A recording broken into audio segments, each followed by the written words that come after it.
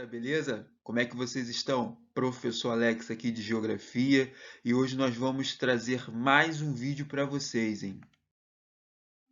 Vamos fazer resolução de exercícios, sendo que agora a gente vai resolver exercícios de cartografia, né? E aí, galera, um assunto muito importante, muito recorrente em diversos vestibulares, inclusive no concurso da SpaceX.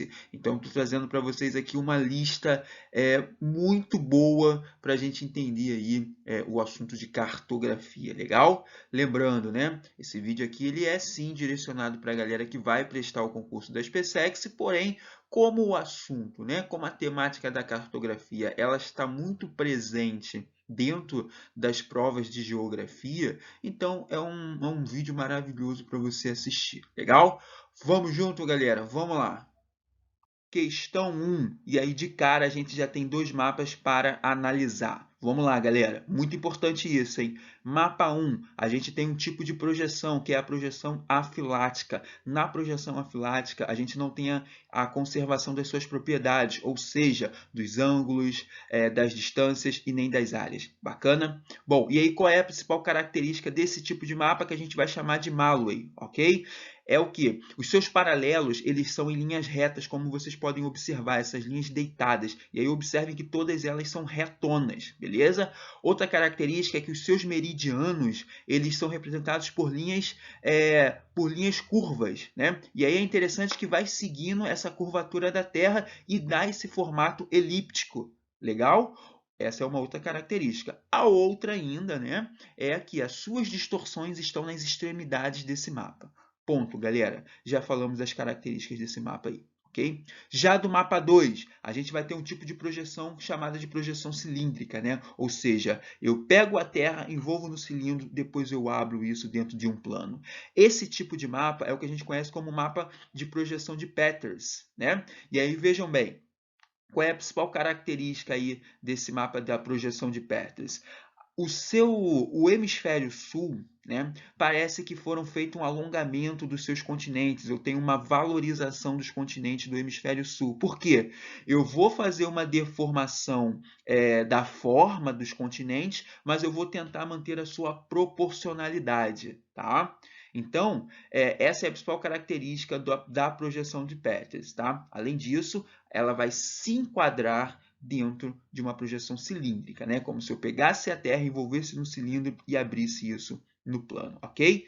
Então, galera, depois de entender essas características, eu vou buscar isso dentro das minhas alternativas, né?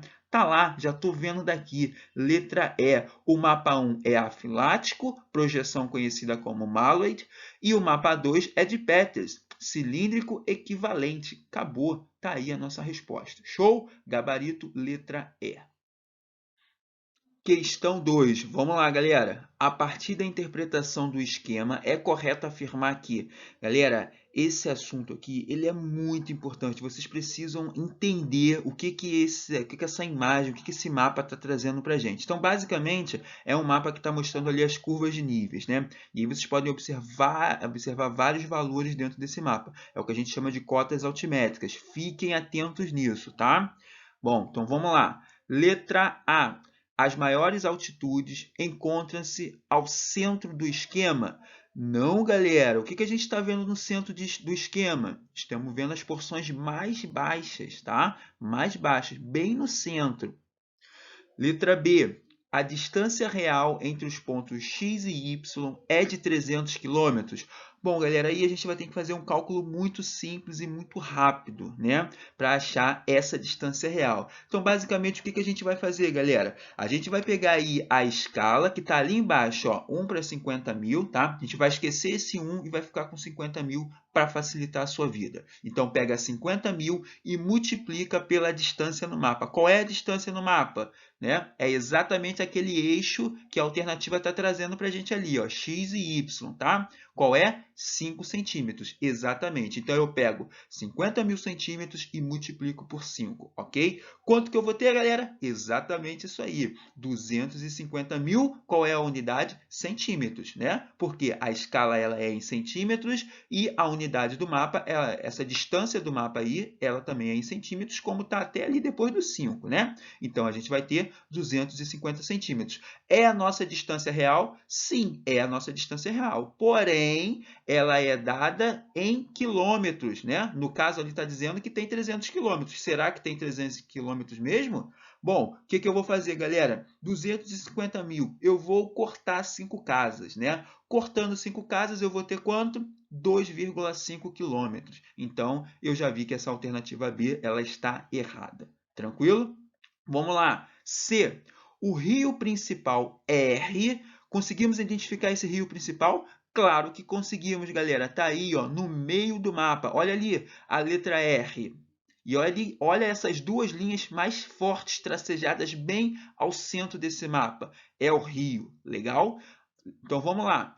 A questão C está dizendo o seguinte: o rio principal R ele segue em direção ao hemisfério ali, né? A direção sudoeste. Será? Será? Como é que a gente vai saber isso? Galera, faz a rosa dos ventos. Tá aí, ó, olha a setinha ali do mapa. Norte para cima, sul para baixo. Do lado direito eu tenho quem? O leste. Do lado esquerdo eu tenho quem? O oeste. Aonde que fica o sudoeste, galera? Entre o oeste do lado esquerdo e entre o sul do lado embaixo, né? Então tá certo, né? Percebam que eu tenho um caimento para o sudoeste. Ah, professor, mas como que você sabe que está indo para o sudoeste e não está indo para o nordeste, por exemplo? Porque eu estou observando as cotas altimétricas. Observa ali as cotas altimétricas da nordeste. Eu tenho o quê? 304, 300, 343. Agora observa as cotas altimétricas a sudoeste. 173, 200. Ou seja, o relevo ele está sendo, né, mais aplainado, ou melhor, mais baixo em direção sudoeste. Então, já vimos que essa questão aí, né, a letra C, ela está correta. Mas vamos confirmar as outras. Letra D. As maiores declividades localizam-se na direção oeste.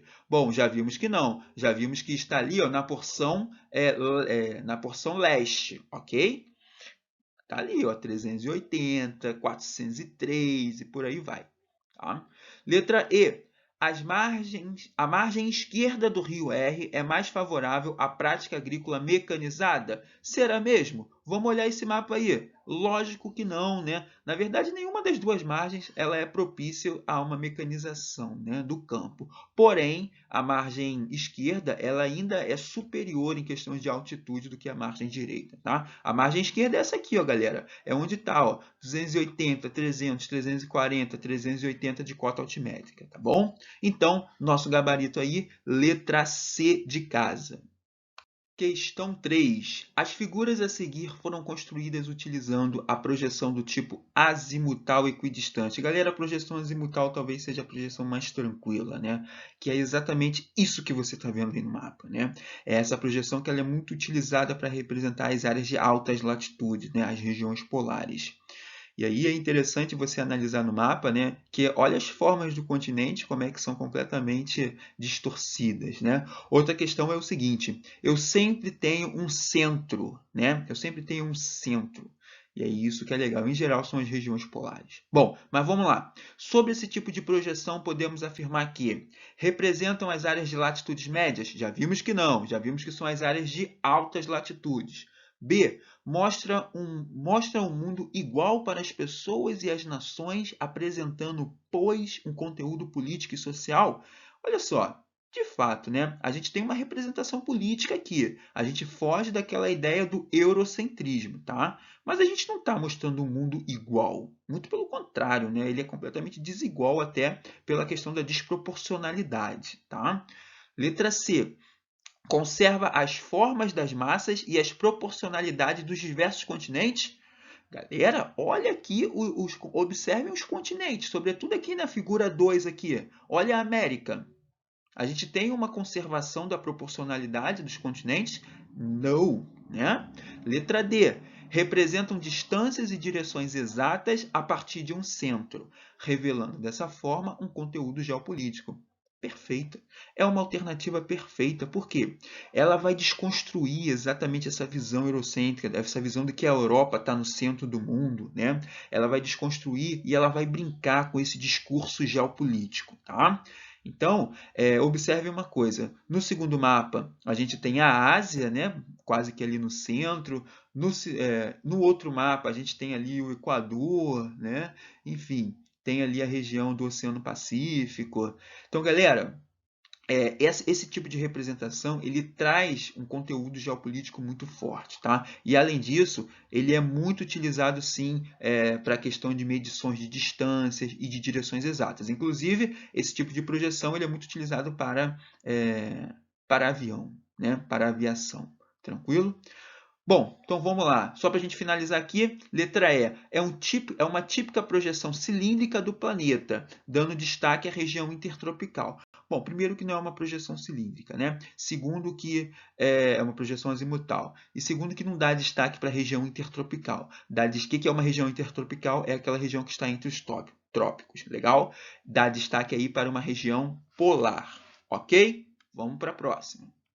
Questão 4. As figuras a seguir mostram o mundo representado em projeções cartográficas diferentes. Galera, questão rotineira em vestibular, sabe? Questão bem tranquila para você não deixar de gabaritar a prova de geografia. Vamos analisar aqui. Olha só, eu tenho dois tipos de projeções e já digo para vocês que elas são opostas, né? Eu tenho a projeção de Mercator e tenho a projeção de Peters. E aí, galera, entendam o seguinte, além de todas as suas características, né, como por exemplo a de Mercator, as maiores distorções estão nas regiões polares, né, quanto mais próximo da linha do Equador, quanto mais próximo das baixas latitudes, eu tenho aí uma seguridade nas suas formas, né, as menores distorções. Enquanto que na projeção de Peters, as suas maiores distorções, né, observe ali o tamanho dos seus meridianos. Olha como as quadrículas elas são muito maiores, né? Sobretudo ali na região sul, do hemisfério sul e tudo mais. Além disso, uma das suas características é valorizar os países, os continentes do hemisfério sul em detrimento do norte. Assim como a projeção de Mercator vai valorizar os continentes, os países que estão no hemisfério norte. Então, olha aí, são ideologias contraditórias, são ideologias opostas. Legal? Então, vamos lá. Analisando as figuras acima, é correto afirmar que ambas as projeções são cilíndricas? Sim, sendo que a de Mercator é equivalente e a de Peters é conforme? Ao contrário, né? Ao contrário. Letra B.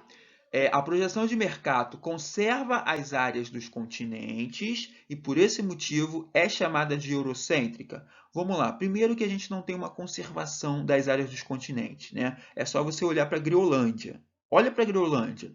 A Groenlândia é daquele tamanho todo? Não, não é. Tá? Então, a gente não tem uma conservação. Legal? Letra C. A projeção de Mercator é conforme. Olha o que eu estou dizendo. A projeção de Mercator é conforme. Começamos bem. Ou seja, conserva as formas dos continentes e é a mais adequada para a navegação marítima.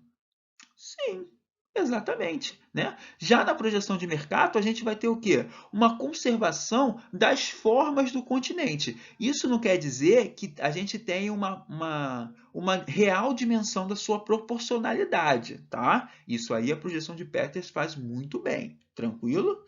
Porém, a gente tem sim na projeção de Mercator uma conservação das formas dos continentes, todos bonitinhos e tudo mais. O que é fundamental, né, para a gente aí ter para utilizar dentro da navegação marítima. Tá aí o nosso gabarito, galera. Letra C. Questão 5. Observe as figuras a seguir, que correspondem a uma sequência de representações cartográficas de um prédio, de uma escola em um bairro qualquer. Galera, essa questão aqui você precisa entender o que é uma escala, né? A escala nada mais é do que uma relação matemática, uma relação de proporcionalidade, tá? Entre o tamanho do objeto real e o tamanho do objeto que vai ser representado dentro de um mapa. Tranquilo? Fica com isso em mente. Então vamos ali. Figura 1, 2 e 3. O que a gente está vendo, né? Se a gente for fazer uma relação com o zoom da câmera, eu posso dizer que da figura 1 para a figura 3, eu estou o quê? Tirando o zoom, né? Olha que coisa interessante. Eu estou tirando o zoom.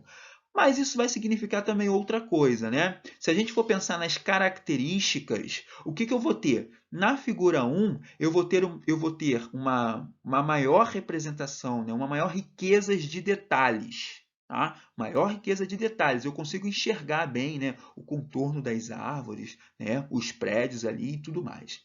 A figura 2 seria basicamente uma intermediária, né? Já na figura 3, olha que coisa interessante. Eu não tenho mais uma área menor sendo representada como na figura 1. Essa área ela expandiu, né? Ou seja, eu tenho uma maior área sendo representada, sendo que em contrapartida eu estou perdendo o quê? A minha riqueza de detalhes, ok?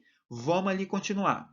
Com base nas figuras 1, 2 e 3 e nos fundamentos da cartografia, são feitas as seguintes afirmações. Afirmação 1. A projeção cartográfica utilizada nas três figuras informa o número de reduções que a superfície real sofreu para ser representada.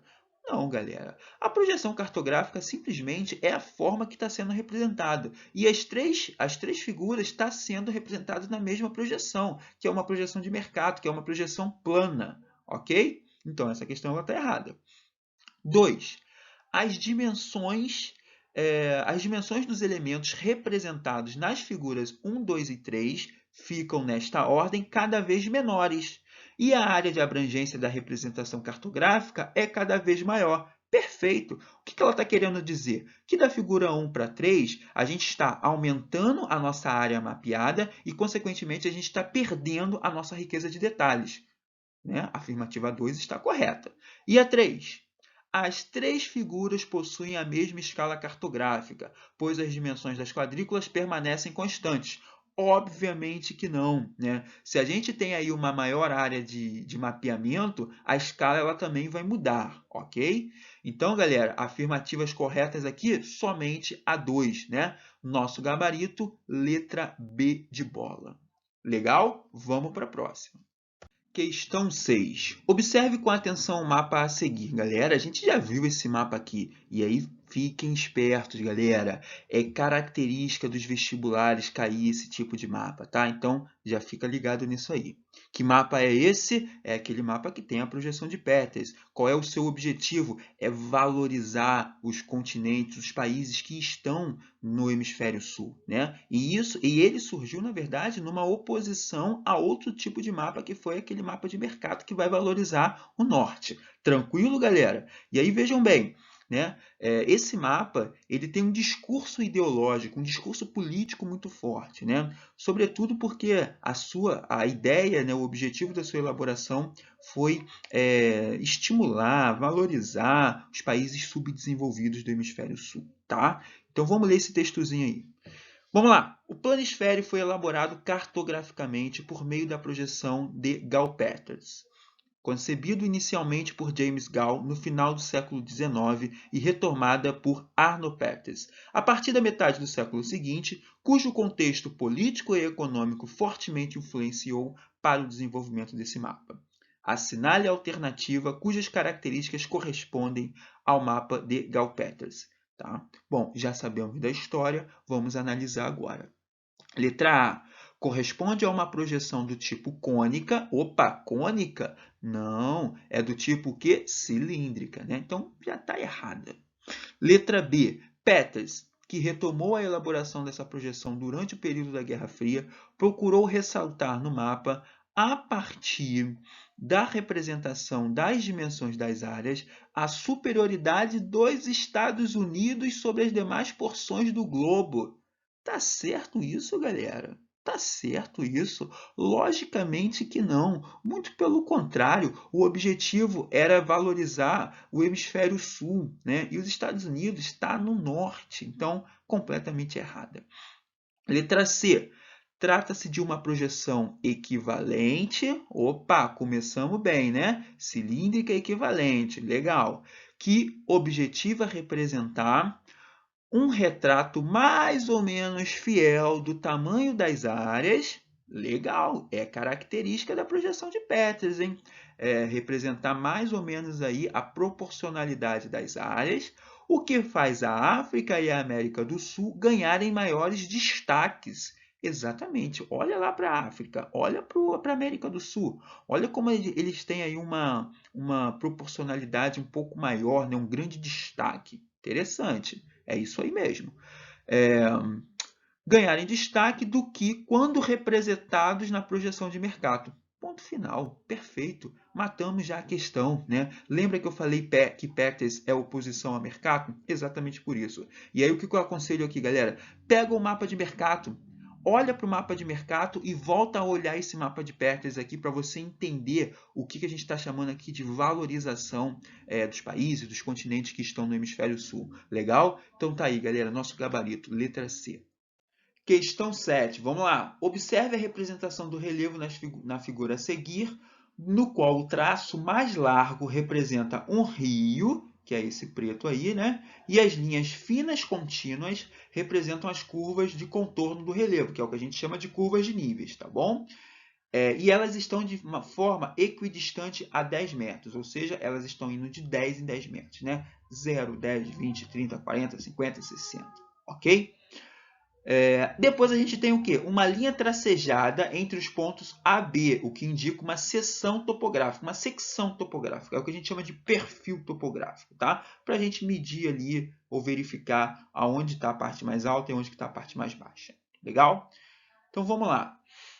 Com relação aos elementos representados nessa ilustração, considere as seguintes afirmativas. Afirmativa 1. A porção ocidental apresenta um relevo mais acidentado. Primeira coisa, como que eu vou saber aonde está a porção ocidental? Primeiro eu tenho que enxergar a orientação nesse mapa. Onde que está a orientação? Está ali na setinha com o norte para cima. Então eu já sei que o norte é para cima, já sei que o sul é para baixo, já sei que o para baixo é assim, né? Mais abaixo, o leste está à direita e a oeste está à esquerda. Então, na porção oeste, eu vou verificar sim as maiores cotas altimétricas. Logo, eu vou ter um relevo mais acidentado, mais irregular, ok? Então, afirmativa 1 correta.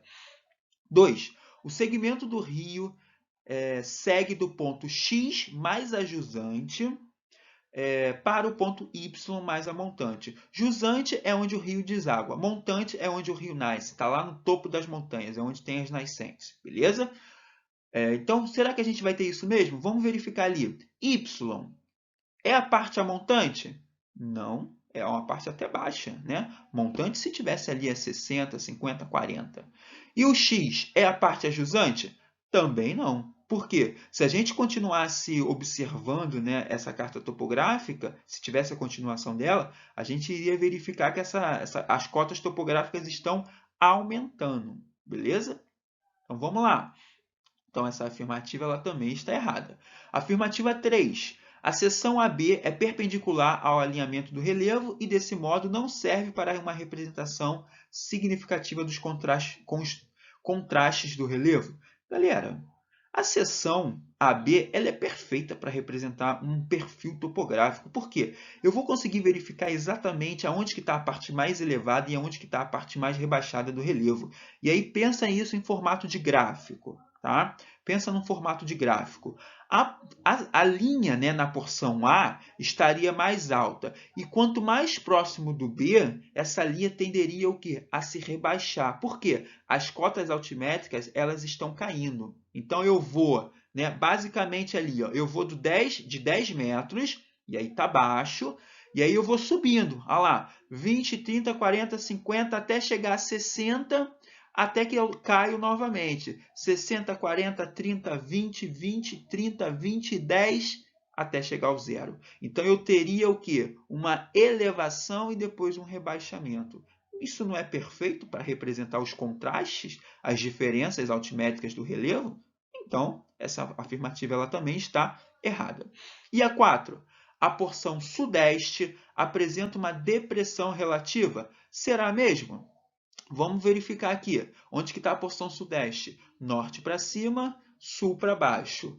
Leste à direita. Entre o leste e o sul, eu tenho quem? O sudeste, que é exatamente ali naquela porção B. Bom, será que é uma depressão relativa? Sim, obviamente. Por que eu sei que é uma depressão relativa? Porque eu tenho o quê? No seu entorno, eu tenho uma parte mais elevada. Aonde que está a parte mais elevada? Está lá no ponto A. E aí, na porção B, eu tenho um rebaixamento. Isso não é uma depressão relativa? Qual é o conceito de depressão relativa? É um rebaixamento e o seu entorno é mais elevado. Então, tá aí, galera. Tá? A afirmativa 4 também está correta. Então, o nosso gabarito vai ser quem? Letra C de casa. Somente a 1 e a 4 são verdadeiras. Tranquilo? Muito fácil, né? Bom, questão 8. E aí a gente já tem um mapa bem interessante aqui, né? Algumas pessoas até acreditam que esse mapa é errado, que esse mapa não existe, mas muito pelo contrário, galera. A representação ela pode ser feita de qualquer forma. E lembre-se sempre de uma coisa, o mapa é um discurso. O mapa ele traz um discurso, né, de representação. Então quem faz ele está trazendo um discurso não verbal, né? Está trazendo uma ideologia, uma política por trás dele, tranquilo? E é o que está me parecendo aqui, essa forma de representar os continentes, tá? Mas vamos lá. Comparando-a ao mapa mundi que está se acostumado a ver, podemos afirmar que, então, lembra do mapa mundi que a gente está acostumado a ver? Com a Europa no centro, bonitinho?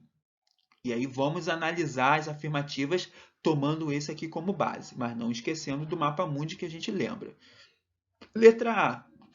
Este mapa apresenta um problema de escala? Será que o problema dele é de escala, que acaba produzindo uma distorção na forma dos continentes? Não, galera, não tem problema nenhum de escala. Muito pelo contrário, né? Esse mapa ele só está sendo representado de outra forma. A escala não tem nada a ver com as distorções que vão ser feitas, tá? Letra B. A deformação do mapa decorre da projeção adotada, confrontando a visão eurocêntrica do mundo? Perfeito, perfeito. Por que perfeito? Porque a gente vai entender isso como uma deformação, né? Por que uma deformação? Porque não é algo que a gente está habituado a ver. Por que eu sei disso? Olha o enunciado, galera. A dica está no enunciado da questão. Olha só, comparando ao mapa mundi que se está acostumado. Ou seja, a gente tem que olhar para esse mapa da questão já relacionando com o mapa que a gente está acostumado. Então, temos que fazer essa comparação. E aí a letra B vai dizer o seguinte: a deformação do mapa, ou seja, a deformação desse mapa da questão, decorre de uma projeção adotada? Sim, se a gente for comparar com o mapa mundi que estamos acostumados, né, a projeção adotada aqui, a gente vai entender como uma deformação. E aí, olha a continuação dessa alternativa. Confronta a visão eurocêntrica do mundo. Perfeito. Você está vendo a Europa no mundo? Não. Você está vendo o Oceano Pacífico no centro desse mundo, né? Então, acabou. Tá aí o nosso gabarito. Letra B de bola, tá? Muito tranquila essa também. Questão 9. Vamos lá. Todos os mapas e globos representam as características da Terra, a um tamanho muito menor do que ela possui na realidade.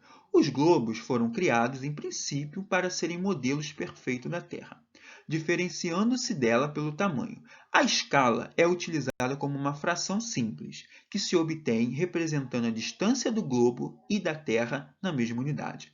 Considere que 1 centímetro no globo corresponde a 650 quilômetros na Terra e identifique, das alternativas a seguir, qual possui escala numérica correta para a distância no globo e na Terra. Galera, é aquela partezinha de matemática na geografia, mas que é bem tranquilo. Vamos fazer? Olha só, presta atenção. A questão quer que você descubra a escala, tá? Como que eu vou calcular a escala, galera? Eu vou simplesmente dividir, tá? Olha o que eu estou te dizendo. Eu vou simplesmente dividir a minha distância real pela minha distância no mapa. Aonde que eu vou encontrar essas informações? Tá aí, ó. Tá aí no enunciado. Vamos ver ali? Olha só aquela parte ali, ó. Considere que 1 centímetro no globo, ou seja, olha aí a minha distância no mapa. Por mais que esteja falando o globo, é o mapa, tá ok?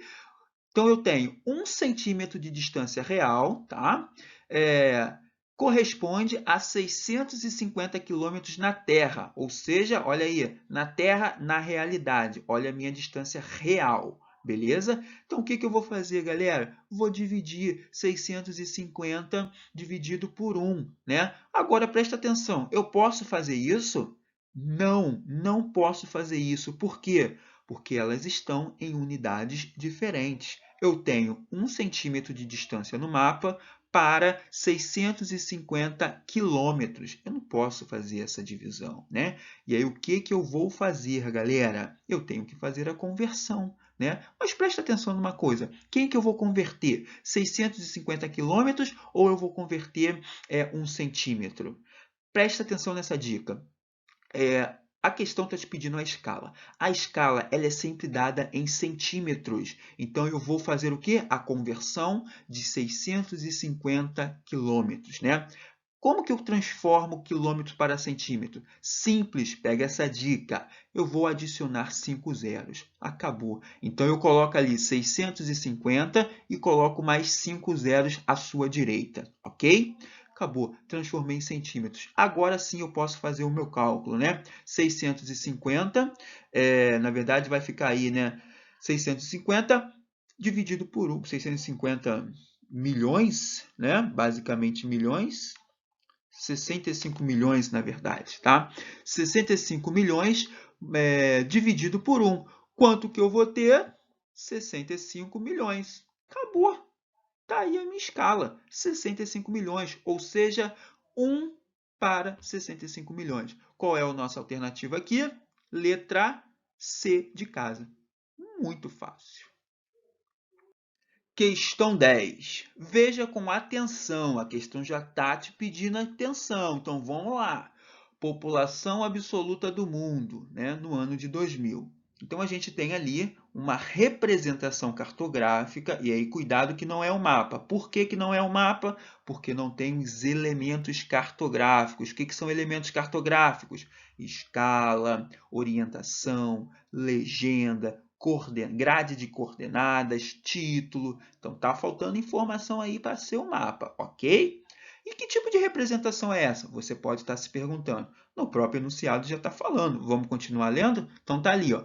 Esse mapa mundi é uma anamorfose. O que é uma anamorfose, galera? Anamorfose é uma técnica de representação cartográfica, tá? É uma técnica em que não se preocupa com uma elaboração técnica de mapas, né? Simplesmente quer fazer uma representação. O objetivo é esse, é fazer com que o leitor entenda o que está sendo representado ali. Nesse caso aqui, a gente tem aí uma população absoluta do mundo. Então, certamente, as áreas que possuem proporções maiores acabam tendo aí uma população absoluta maior.